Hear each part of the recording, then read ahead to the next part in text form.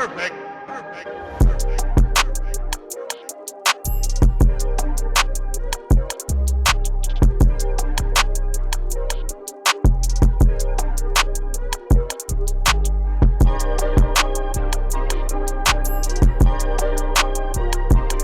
Hey guys, welcome back to my channel. Today I'm going to be showing you how I got this colorful hair and makeup look. So if you're interested, then just go ahead and keep on watching. Today's video is also in partnership with Tinashe Hair Company. They sent me 3 bundles of their hair in 22, 24, and 24 inches, as well as a 20-inch frontal. So I'm going to be showing you guys how I dyed this hair into the look that you guys saw in my intro. For this look, I did use a multiple number of Adore hair dyes. We started off with Sweet Mint, we have Cotton Candy, Neon Pink, we have a Sunrise Orange, a Violet Gem, Jade, and Aquamarine. This is going to be a pretty long video, so go ahead and grab a snack and let's go ahead and get started. I've already made my wigs. If you're interested in how I make my wigs and sew them together, I'm going to be doing a tutorial on that in my next video, so just go ahead and stay tuned. The look that I'm doing today for my hair is also inspired by Tresses by Sandrine. I'm going to be posting a picture right in the corner here so you guys can kind of see the inspiration behind the colors I'm using and the style that I'm going for. So to get this color, I did use what's called the pinwheel pattern. I found out about this pattern using Google. I did a lot of research before I started dyeing this wig because I really wanted to get that chunky color effect that Sandrine had on her wig, and I had no idea how she got it, so I just started doing research online, and I did end up finding this a picture of this type of pattern, and it looked simple enough to the point where I could try it, so I just went ahead and went for it, and it ended up working out really well. So I was like, yay, thank God, because I had no idea what the heck I was doing. I was just kind of hoping for the best. So to pretty much do this color, I went ahead and did my parts starting from the top of the wig and kind of working my way around the perimeter. So you should kind of have a series of triangular shaped parts from the top of the wig going all the way around. I did a total of 15 parts, making sure that I had my middle part already kind of defined and a chunk of hair directly in the middle of the wig in the back. So for me, it came up to a total of 15 different parts, and it was plenty enough for me to fit all of my hair colors that I wanted to use in this wig look that I kind of noticed were in Sandrine's as well.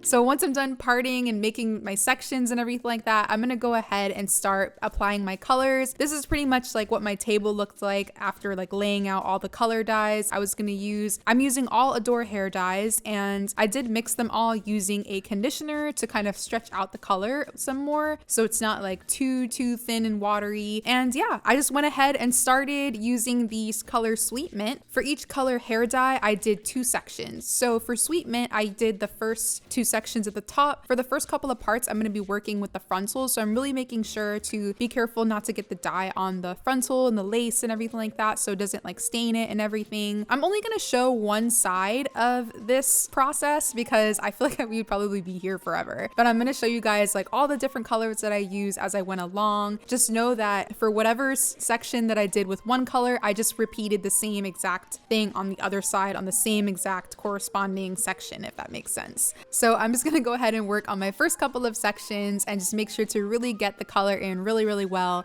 and just be careful not to touch the lace.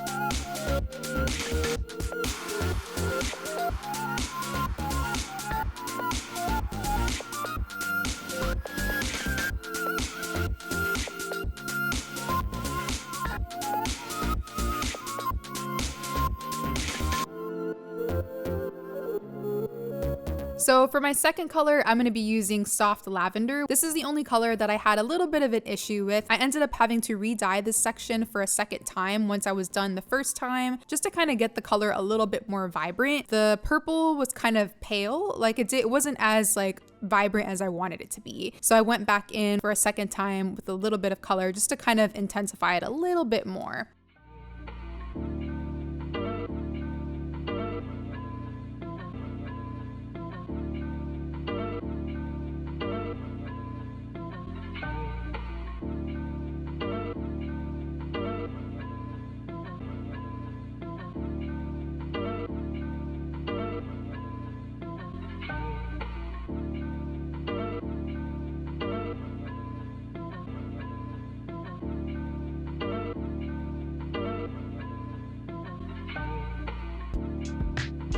For the next section underneath that, I went in with Cotton Candy. For these couple of sections, I'm still working on the frontals. So again, you just want to be sure to make sure you're being really careful of that lace. You're not touching the lace with your hair dye. One thing that I learned about this process is that'll probably help you guys, as if you guys are going to try this, is if you can, get multiple brushes for your hair dyes. What I ended up having to do is using the same brush for each color hair dye. And before I went into the next one, I had to go to the sink and like wash my brush off, so that way I wasn't applying like my previous hair color into my new section. And so it helps if you have like multiple hair brushes that you can use, like maybe one for each dye, so that way you don't have to go back and forth to the sink and like wash your brush and everything like that.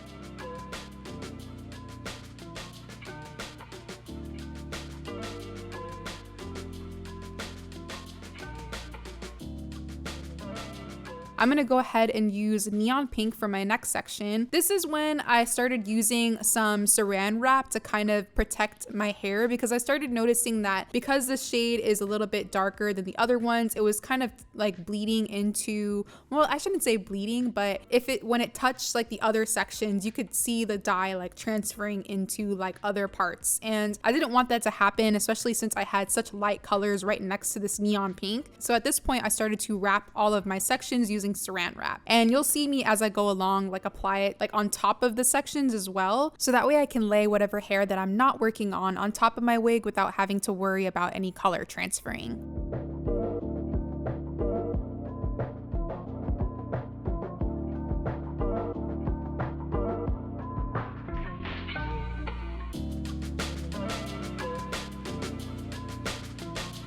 Next color we've got is this beautiful orange shade. For the orange, I use a mixture of two different colors. Actually, I use Sunrise Orange, and I added a little bit of Fruit Punch just to kind of give it a little bit of like a pinky type of tone to it as well. Once you get past like the neon pink color, then everything else is a whole lot easier because you don't have to take so much time to be careful with the lace. It's just like your sewn in tracks, so you don't have to, you know, like try to be careful and all that other stuff. At this point, you just want to make sure that you're really like saturating the hair with your hair dye. Because the colors are a lot deeper, it's easier to notice areas that aren't dyed properly. So you want to make sure that you're really coating the hair really well with your hair dye and just going ham with it and making sure everything is really, really saturated.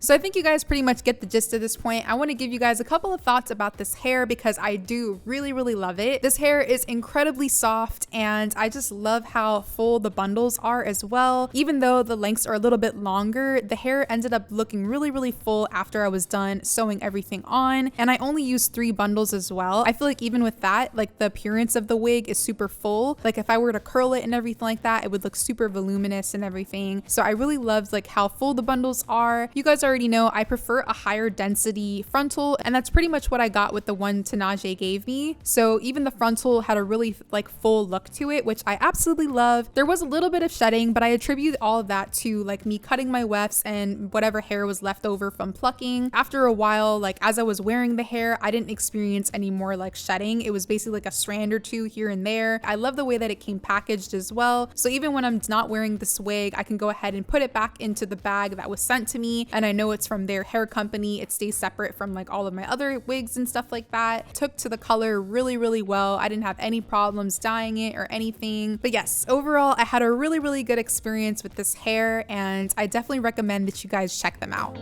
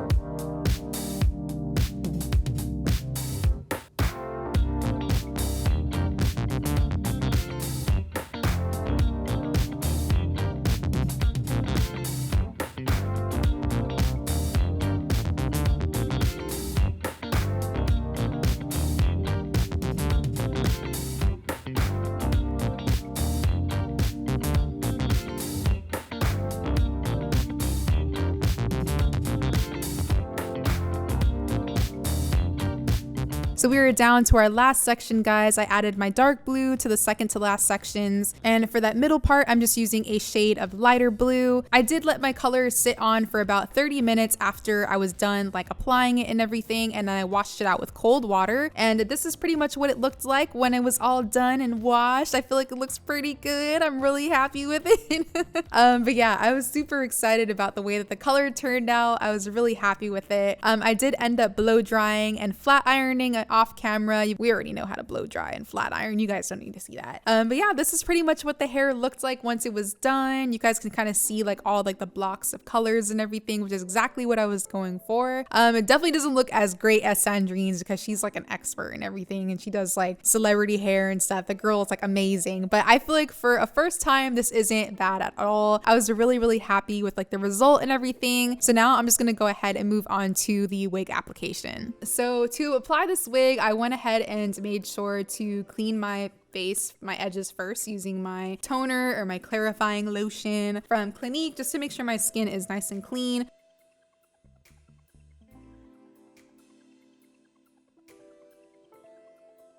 After I went ahead and cleaned like my edges, just to make sure there's no like oils or anything like that, I went ahead and put on my stocking cap. Right after, I'm just gonna add some foundation to my stocking cap to make it kind of closer to my natural skin tone.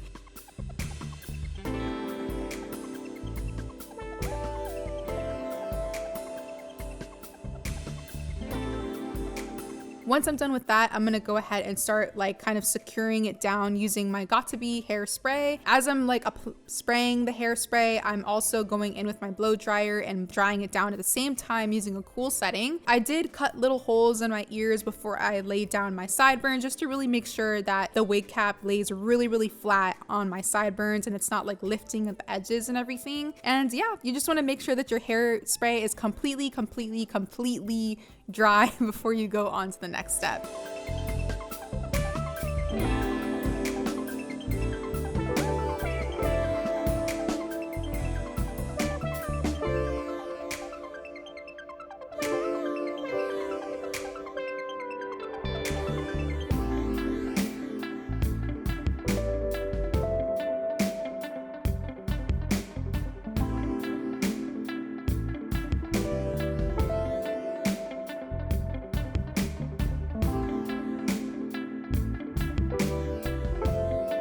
So my hairspray is dried all the way down. I'm just about done cutting away all that excess stocking cap. So I'm gonna start plucking away at my frontal and customizing it. When I'm customizing my frontal, I like to work in sections. So I part my hair down the middle first, and then I do another part in the middle of that. So I have a total of 4 different sections once I'm done, and then I work from ear to ear. For me, it just works out easier that way because I can see everything that I'm doing and how everything's looking as I'm going along. As I'm plucking my frontal, I'm kind of working from the back of my hairline to the front of my hairline. And I feel like for me, this personally gives me like the most natural looking hairline. Gives me more of like that gradient type of like effect that like, you know, a natural hairline would have.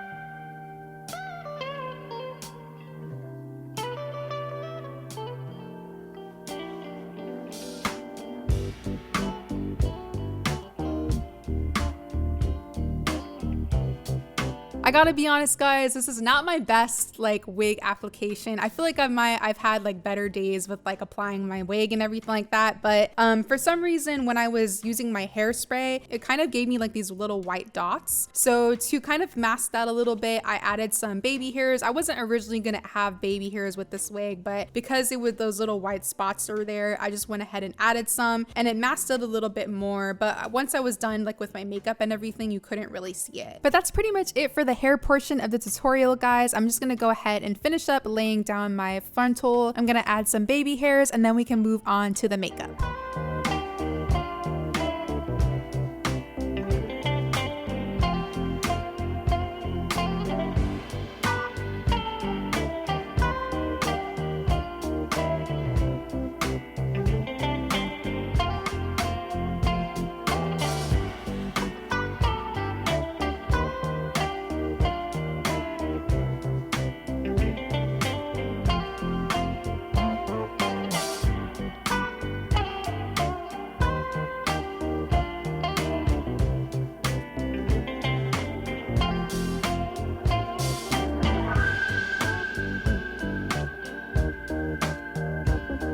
Alright guys, so to start off this look, I'm going to use my P. Louise base in the shade Rumour number 4, of course. I'm going to go ahead and carve underneath my brows, and then I'm going to use this base to prime my eyes. I'm going to apply it using a brush first, and then I'm just going to go in with a sponge and just make sure to give it an extra blend so it's nice and smooth, and that way it'll also set a lot faster.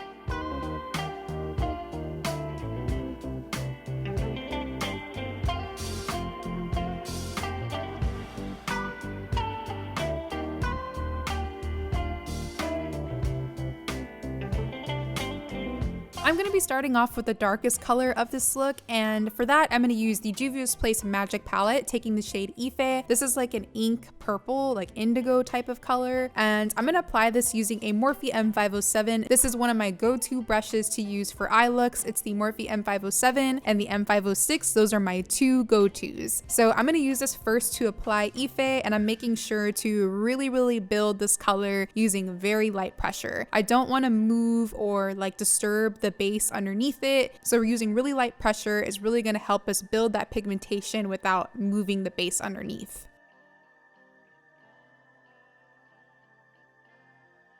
For my next color, I'm going to go into the Juvia's Place Zulu palette, taking that really beautiful purple there, and with a Morphe M506, I'm going to go just above Ife and start using that to blend out the edges. And again, I'm making sure to use really light pressure. We just want to build our pigmentation slowly but surely.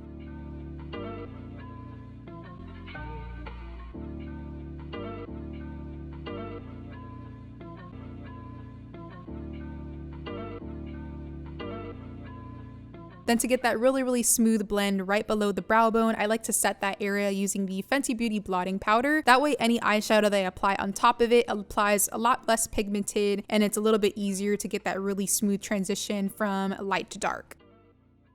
Then for my last crease color, I'm going to be going into this colored Raine Vivid Brights palette and taking this a really light purple. I'm going to use that to blend out that last outer edge there. And again, we're using really light hands to buff this color in, and we're just making sure that there's no harsh lines anywhere.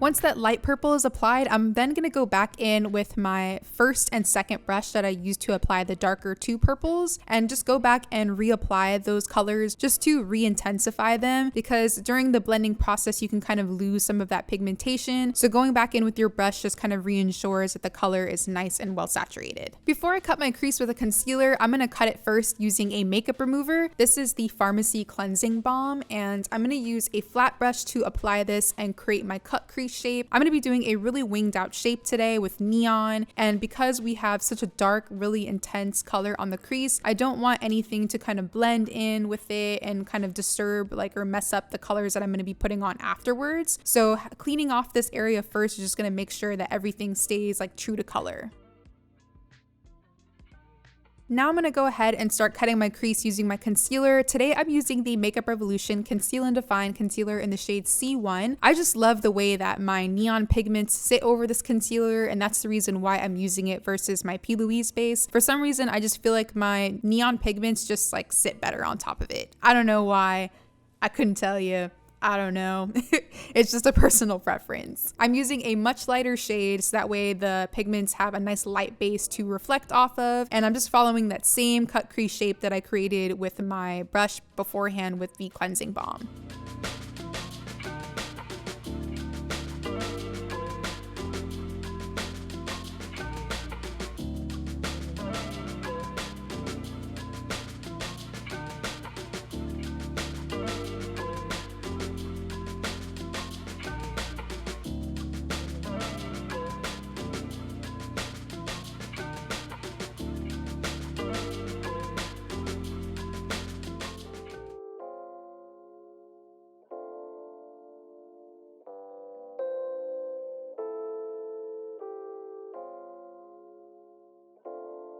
Now it's time for some neon pigments, guys. Yay! I always get so excited when I use neon pigments. I just love the way they look. But for today, I'm using the Ultra Bright Orange pigment from Mayo Makeup. I love their pigments so much. They're really, really pretty and go on very smooth over this concealer. I'm using a really small brush so that way I can get really close to that cut crease without going over the line and into the purple. And yeah, I'm just gonna go ahead and apply it right over where I applied that concealer. I'm not taking it all the way down into the lid because we are gonna be doing a second cut crease, so our base later is just gonna cover it anyways.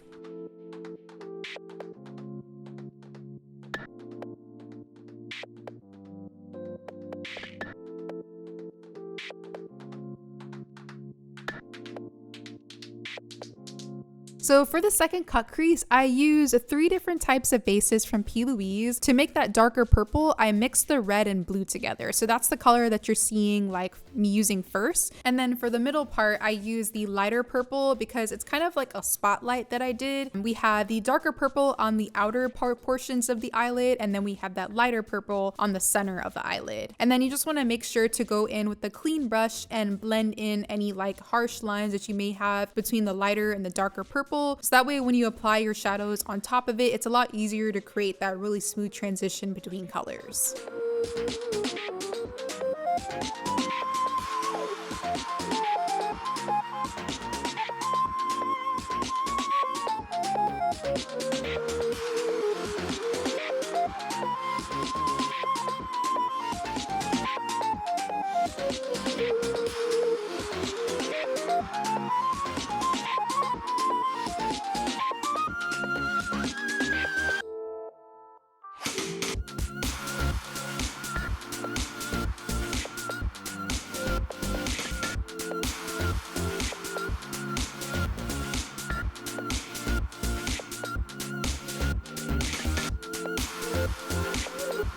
So now that our second cut crease is done, I'm gonna go ahead and start applying some shadows on that base that we just applied. I'm gonna use the purple from the Zulu palette first and apply that kind of closest to the lighter base that we have, basically on the edges, and that's gonna kind of act as a transition color for us. So I'm using a rather small brush to kind of get really, really close to the edges of that lighter purple without having to go like directly over it. I'm just making sure to give it a really good blend because we are gonna be applying a pigment in the center, so I want it to be able to fade really smoothly into that that purple from the Zulu palette.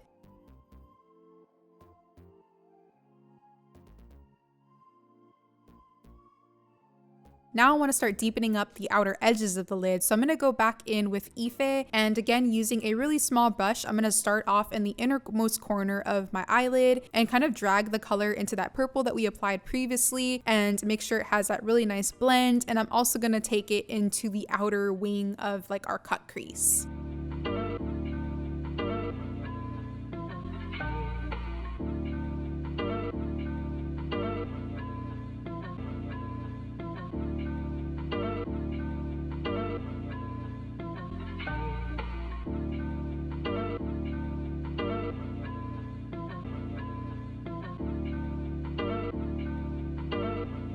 Now it's time for our glitter, yay!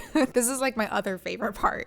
I'm gonna be using a pigment from one of my favorite brands. This is from Peaches and Cream Makeup. This is their pigment in the shade Hocus Pocus. The name of this pigment is like perfect for the shade. Like it's literally like magic in a jar. It's so pretty. I've been dying to like use it and a look and just make it like the statement and everything like that. And I just felt like it went really perfectly with this, especially like the hair and everything. It really came together. So I went ahead and applied that directly onto the lid, and then just to kind of give that center that extra bit of pop and like really make it shine, I went in with the holographic eye topper from JCat Beauty in the shade Viridian, and I only used a really small amount. I just did like a little line like in the very center and just blended it out really well with a brush.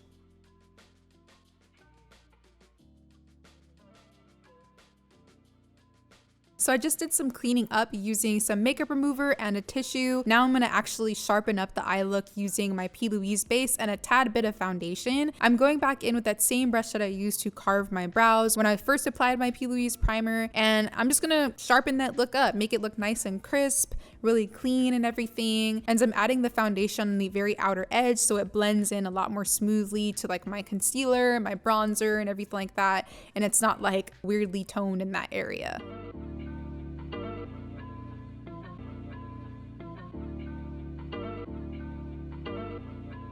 Then I'm gonna add some mascara to my lashes. I'm using the Urban Decay Perversion Mascara. It's like an extra volumizing mascara. It's really, really nice. And then for lashes, I'm using the Lilly lashes in the shade. I'm using the Lilly lashes in the style Sydney. Ooh, these lashes are so gorgeous. If you're looking for like some really full Lilly lashes, these are it. They're so pretty. They're really, really long and dramatic, but they went perfectly with this eye look because that's exactly like how the eye look is. It's like very elongated and very dramatic on the outer corners. So it just kind of lifts everything up in the same direction. Alright guys, so I'm going to move on to skin now. I'm using the Wet n Wild Rose Primer Serum first for my skin, and I'm going to buff that in using a stippling brush just to kind of rehydrate my skin and everything, like moisturize it and whatnot, prime it, whatever this stuff does, who knows. But it feels really good. And then I'm going to use the CoverGirl Pore Minimizing Primer, and I'm basically just adding this on my cheeks because I do have larger pores there, so it's just going to smooth them out a little bit more before I apply my foundation. I am going to be using a drugstore foundation today. I feel like I haven't really dived into like this foundation in a while actually. This is the Maybelline Superstay, and oh my gosh, I forgot how awesome this foundation is. I'm using the shade Toffee and I'm applying it using my Juno & Co microfiber velvet sponge. It's gorgeous. Like, there's nothing else to say besides the fact that it's a really nice foundation. I love the fact that it comes with a pump. I haven't really worn it for a very long time, so I couldn't tell you about like the wear time and everything like that, but it looks really, really good. Maybelline has never failed me when it comes to foundations. Like, they usually are pretty bomb in that department, so I would imagine that it lasts a really long time as well.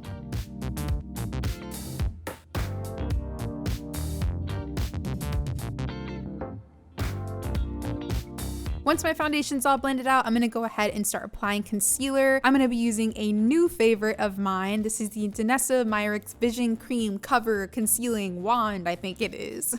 I know I showed two colors, but I ended up just using the peachy color, which is like the one that I'm using right now. And oh, I love this color so much. I feel like I've always wanted to get into color correcting and everything like that. It just never works in my favor, so I never really kind of gotten into it. But this color, like this peach, it's so nice. Like, it's so nice. Like, and it just like instantly just like brightened like my under eye without like actually using yellow, which I find really, really interesting. After I applied the Danessa Myricks concealer, I also went in with a little bit of Milani Concealer and Perfect concealer in the shade Warm Beige, just to kind of balance out that peachiness, because as much as I love the color of it, I don't want my under eyes to be too peachy. So having that Milani concealer there is just gonna balance it out a little bit more because it does have a golden undertone.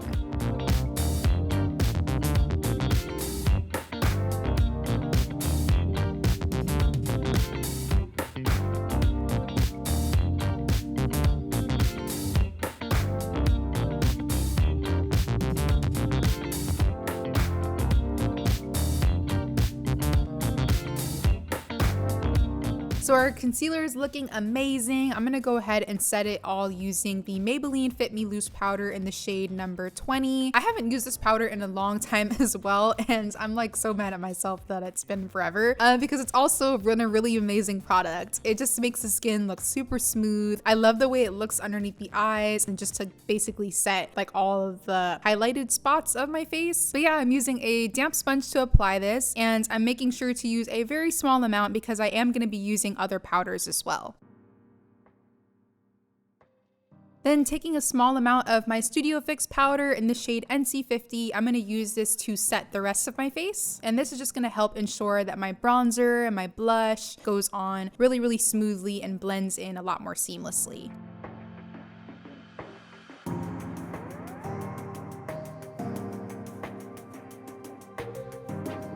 I'm telling you guys, I dug up all the hidden treasures for this look.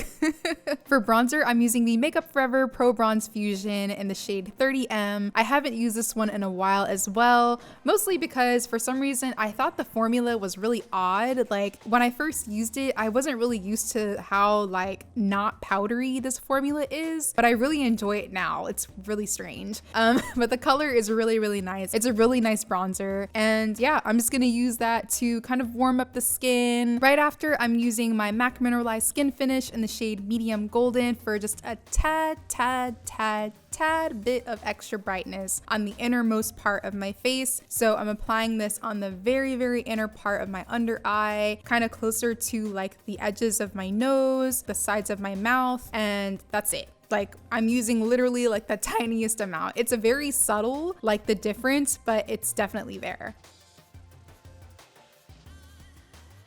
For blush today, I'm using this little one from Lancome. I can't remember what exactly it's called, but I'll make sure to put it down below in the description box. I just remember it came to me in PR with their with a spring collection that they launched this year. The formula is really, really nice. It's kind of like a, how do you describe it? Like a mousse type of formula. But either way, it went really, really good with the look. So next I'm gonna move back to the eyes. I'm gonna take another Lancome product. This is just a jumbo like eye kohl pencil. You can basically use any black eye pencil for this step, but I'm just gonna pop this into the waterline and drag it really heavily across the lower lash line as well. I really want the lower lash line to be nice and smoky. So this is gonna act as kind of like a base for all of that.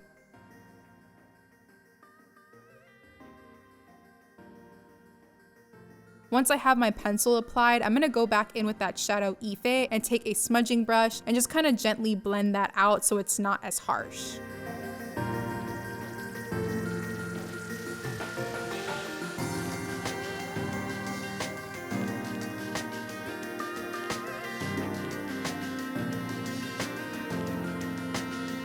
Then to blend out Ife, I'm gonna go back in with that purple from the Zulu palette with my Morphe M506, and I'm gonna apply that on the lower lash line as well to give us that extra bit of smoke.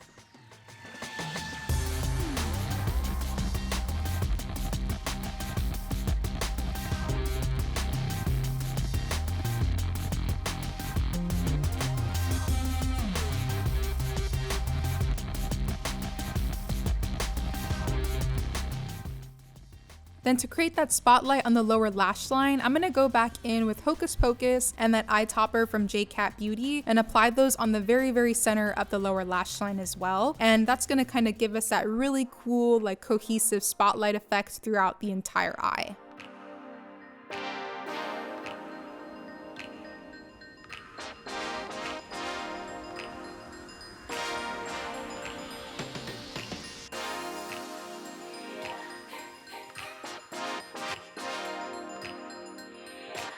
Before I apply mascara, I'm gonna go in with some L'Oreal Voluminous Lash Primer because my lower lashes need some help. They always need help. So I'm gonna add a light coat of that onto my lower lashes. And while that's drying, I'm gonna add my inner corner and brow highlight. I'm gonna use a shadow from the Magic palette. This is kind of like one of those duochrome shadows. I don't know the name of it, but I'm just gonna pop that into the inner corner as like a base because I am gonna be using a pigment on top of that.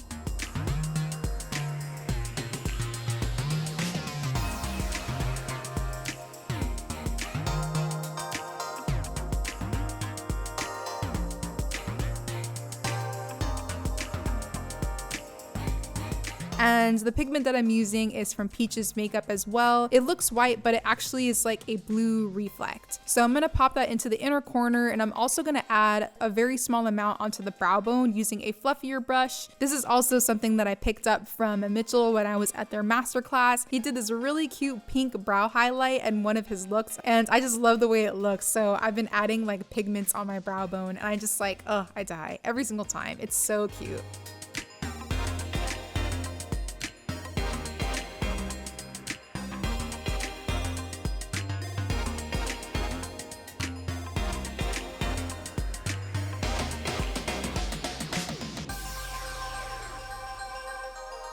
So I went ahead and added my mascara. Now I'm gonna go ahead and do my brows. As usual, I'm using my Anastasia Dip Brow Pomade in the shade Ebony. I'm using a new brow brush. This is actually from Michaels. It's an angled paintbrush, but I really love the way that this brush works. It just gives you like the thinnest of lines. So it works really well for the brows and creating like those really natural brow strokes. So I'm gonna use that to fill in my brows. I'm doing more of a sculpted look today. So I'm creating a line at the bottom, a line at the top, and then I'm using little feathering strokes to create like faux brow hairs to fill in any sparser areas.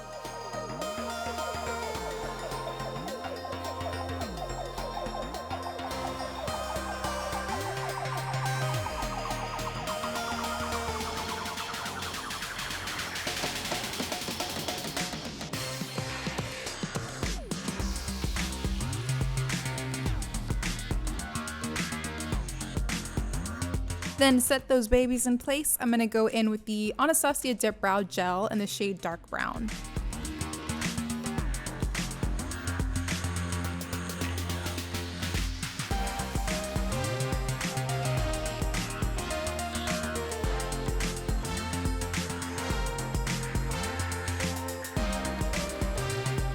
I'm gonna add a bit of rose water to my skin at this point just to kind of refresh my skin, make sure all those powders aren't looking too powdery. And I'm also gonna add some to my sponge, and I'm gonna gently just tap this under my eyes just to really make sure that specifically underneath the eyes, those powders are nice and like molded in, if that makes sense. After that, it's time for our highlighter. I'm gonna be using Ofra Cosmetics highlighter in the shade Blissful. It's like a champagne type of color, and I'm gonna pop that onto my cheekbones, a little on the forehead, the right in the center of like right in between my eyes, like on my nose, the tip of my nose, a little bit on my like little nostrils there, my cupid's bow, a little on the chin.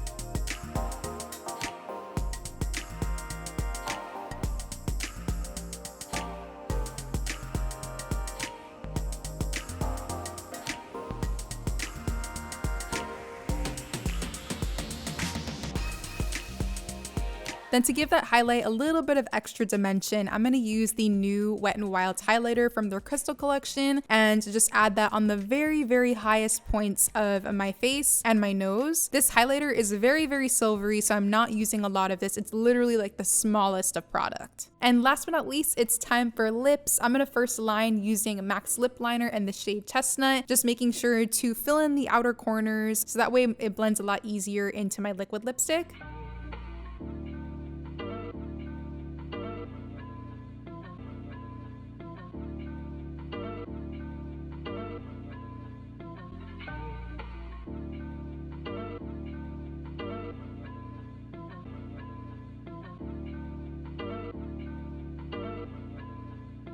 Then to fill in my lips, I'm using Anastasia's liquid lipstick in the shade Stripped. And then for the final step, I'm also going to use an Anastasia gloss in the shade Sunscape. And that is pretty much it for this look, guys. I really hope you enjoyed this tutorial. If you did, don't forget to give it a thumbs up. Thank you so much for watching. Make sure to check down below in the description box to get any information that you may need for hair, also product details for the makeup. Don't forget to subscribe, give this video a thumbs up. I don't know if I already said that.